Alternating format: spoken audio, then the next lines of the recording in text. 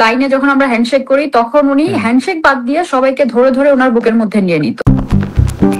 বাংলাদেশ নারী দলের ক্রিকেটার জাহানারা আলমের শ্লীলতাহানি ইস্যুতে চাইলে আইনগত ব্যবস্থা নেবে দেশের সরকার, এই কথা জানিয়েছেন বর্তমান ক্রীড়া উপদেষ্টা আসিফ মাহমুদ সাজিব ভুঁইয়া।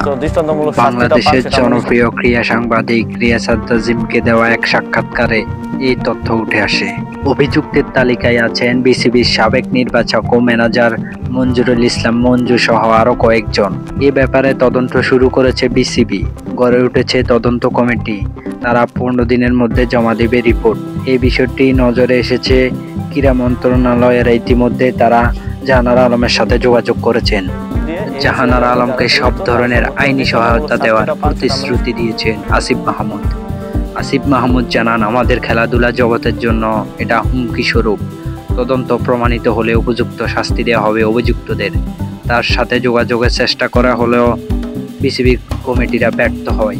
এ ব্যাপারে আপনাদের মন্তব্য কমেন্টে জানাবেন। ধন্যবাদ।